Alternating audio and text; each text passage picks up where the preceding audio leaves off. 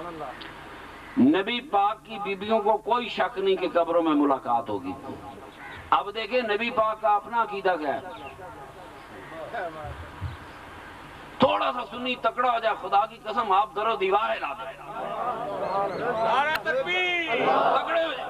نعرہ رسالت، نعرہ رسالت، نعرہ رسالت۔ میرے آقا فرماتے ہیں یہ حیات قبور کی بات ہے۔ امہات المومنین بیٹھی ہے، درمیان میں خاتون جنت بھی بیٹھی ہے۔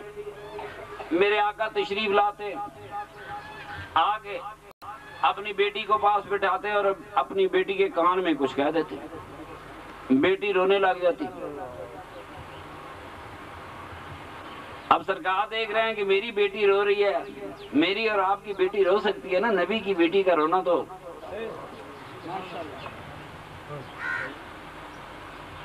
میرے آقا نے فرمایا کان ادھر کرو، کچھ فرمایا، بی بی جی ہنسنے لگ گئی۔ سرکار چلے گئے، امہات المومنین نے گھیر لیا، بی بی جی بتاؤ سرکار نے کیا فرمایا تھا؟ آپ نے فرمایا میں نبی پاک کے راز سے کسی کو آگاہ نہیں کروں گی، یہ باپ بیٹی کا راز ہے۔ وقت گزر گیا، میرے سرور کائنات کی پردہ پوشی ہو گئی۔ پھر بیویوں نے گھیرا، بتاؤ تو صحیح خاتون جنت سے، بیٹی بتاؤ تو صحیح سرکار نے کان میں کیا کہا تھا۔ روایت یہاں ڈفر کرتی ہے۔ ایک روایت میں آتا ہے کہ سرکار نے کہا تھا کہ ہر سال جبریل آ کے مجھے ایک بار قرآن سنایا کرتا تھا، اس بار جبریل آیا تو اس نے مجھے 2 بار قرآن سنایا۔ عام طور سے مولوی یا آپ کے ایک ذہن میں خاکہ بنا ہوا ہے کہ وہی آتی تھی تو جبریل حضور کو یاد کراتا تھا۔ حضور یہی آپ کو بتاتے ہیں، حضور لوگوں کو سناتے تھے، ہمت کرتے تھے یاد کرنے میں۔ ایسا خیال دل سے نکال دو، قرآن تو میرے سرور کائنات کے سینے میں تھا۔ میری بات سنو، جبریل آتا تھا تو جبریل سناتا تھا، یا رسول اللہ میں صحیح سنا رہا ہوں کہ نہیں سنا رہا، یہ کہانی اور ہے، وہ جبریل کے بھائی جانے کی کہانی اور ہے۔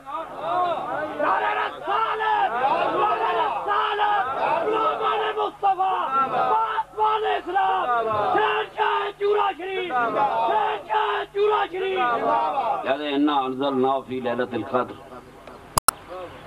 لیلۃ القدر میں تو قرآن نازل ہونے شروع ہوا، پورا کیسے نازل ہوا؟ پورا کیسے نازل ہوا؟ ہمارے علماء نے بڑی کہانیاں باندھی کہ جی 7ویں آسمان سے لایا گیا قرآن، لوح محفوظ سے اتارا گیا، آسمان دنیا پہ رکھا گیا، کسی نے کہا ستاروں پہ رکھ دیا گیا، کسی نے کہا فلاں جگہ رکھ دیا گیا۔ سن میری بات، دنیا کا کوئی ستارہ سرور کائنات سے بڑا درجہ نہیں رکھتا، دنیا کا کوئی آسمان میرے سرور کائنات سے بڑا درجہ نہیں رکھتا، سوائے عرش الہی کے اس کائنات کی کوئی مخلوق اس جیسا درجہ نہیں رکھتی۔ پہاڑوں پہ رکھنے والے، قرآن تو میرے سرور کائنات کے سینے میں تھا۔ قرآن خود فرماتا ہے کہ ہم نے، اللہ فرماتا ہے قرآن تیرے کانوں پہ نازل نہیں کیا، تیرے دل پہ نازل کیا ہے۔ سبحان اللہ، سبحان اللہ۔ میرے آقا نے رولا کٹ جانا، تسی جی سمجھن جا تانوں استاد مسیتے پڑھان دیا ہوندے الف میم ذالک الکتاب بولا رہا، انج سرکار نے جبریل پڑھا رہے سی؟ جبریل تو اس در کا ادنا خادم ہے۔ دوستو، امہات المومنین پوچھتی، بی بی جی بتاؤ تو صحیح نا، اب تو راز کھول دے۔ سرکار دنیا سے تشریف لے گئے، فرمایا سرکار نے فرمایا تھا کہ ان قریب بیٹی تیرا باپ دنیا سے چلا جائے گا، ظاہری حیات سے پردہ فرما جائیں گے۔ بی بی صاحبہ نے بات سنی تو رونے لگی، کون سی دنیا کی بیٹی ہے جو باپ کے جانے کی خبر سنے اور نہ روئے؟ ہو ہی نہیں سکتا۔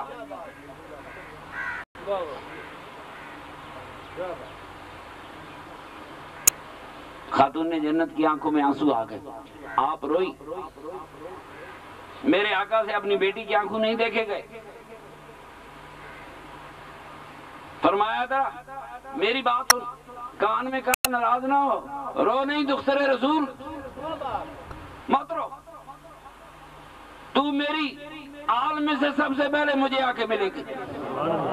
اب یہ تو کہتے ہیں موت کا کس کو پتا ہے، فلانی شے کا کس کو پتا ہے، تو بخاری کا تمہیں پتا ہے؟ روز حدیثہ سناتے، بخاری کی مسلم کی حدیثیں سناتے ہو، یہ میں کو چار کل نہیں پڑھ رہا، یہ بخاری ہی پڑھ رہا۔ سبحان اللہ سبحان اللہ، کیا بات ہے۔ لو محفوظ پہ عمر کوئی بھی لکھی ہو، ممکن ان کی عمر 50 سال ہوتی، 60 سال ہوتی، سرور کائنات بیٹی کی زیادہ جدائی گوارا نہیں کر سکتے۔ لو محفوظ پہ نظر پھیری، لو محفوظ بدل گئی، بدل گئی نا۔ میری بیٹی تجھے زیادہ جدائی میں نہیں دوں گا، تو اپنے باپ کے پاس سب سے پہلے آ کے ملی۔ بیٹی نے جب یہ خبر سنی تو ہنسنے لگ گئی۔ سنو، یہ خاتون جنت ہے، اپنے والد کی دنیا سے جانے کی خبر سنتی ہے تو آنکھوں میں آنسو ہیں، اپنی موت کا پیغام سن رہی ہے تو چہرے پہ مسکراہٹ ہے۔ میرے نبی کریم سرور کائنات صلی اللہ علیہ وسلم کا فرمان ہے کہ مومن کی نشانی یہ ہے موت آئے تو اس کے چہرے پہ مسکراہٹ ہو۔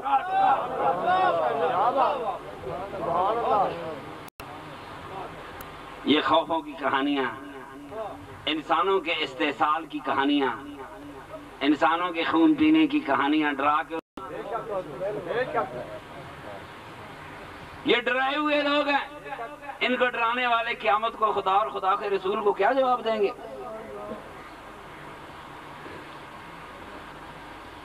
میرے محترم دوستو، یہ عقیدہ آپ کے ذہن میں بیٹھ گیا ہے کہ مرنے کے بعد ماں باپ سے ملاقات ہوگی؟ انشاءاللہ ہوگی۔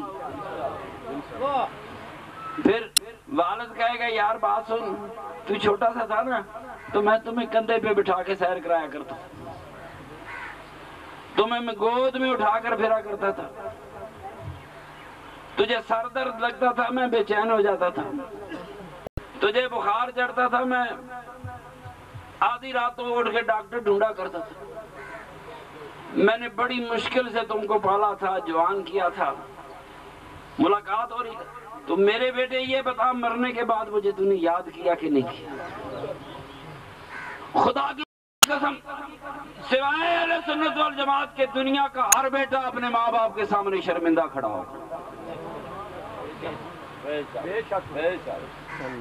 سوائے اہل سنت والجماعت کے اپنی قبروں میں بیٹا باپ کے سامنے شرمندہ کھڑا ہوگا، مگر اہل سنت کا بیٹا شرمندہ، بابا میں سال بعد ختم کیتے، میں تیری یادہ بنائیاں، میں بابا اپنی وفا کا حق ادا کیا جتنا میں کر سکتا تھا میں نے کیا ہے۔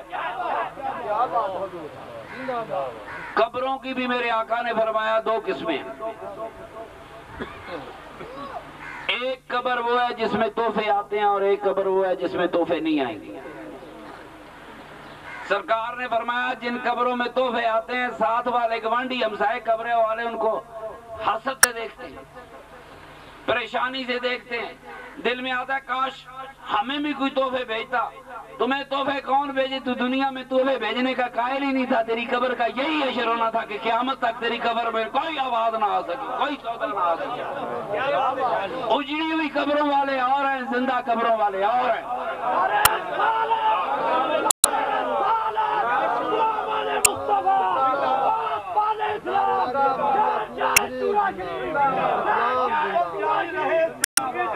ضروری نہیں کہ ہر مرنے والا ہر وقت اپنی قبر میں ہو، مرنے والے تو آزاد ہو جاتے ہیں، قبر تو ہم نے نشانی لگائی ہے، روحیں آزاد ہو جاتی ہیں، جہاں چاہیں جائیں۔ آپ مجھے بتائیں مرنے کے بعد اگر روح آزاد ہوگی تو سب سے پہلے آپ کہاں جائیں گے؟ کروڑ پتی بندہ بھی ہو لندن جائیں گے سیر کریں گے، پیرس جائیں گے،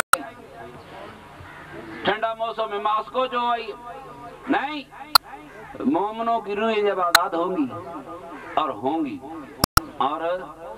تو وہ کہاں جائیں گی؟ کوئی رو رہا کہ یا رسول اللہ میں تو غریب کا بیٹا تھا، میں ساری زندگی چاہتا رہا تیرے در پہ حاضر ہو جاؤں مگر تیرے در پہ آ نہ سکا۔ آج آزاد ہے، خدا کی قسم یہاں سے روحیں آزاد ہوگی۔ مولوی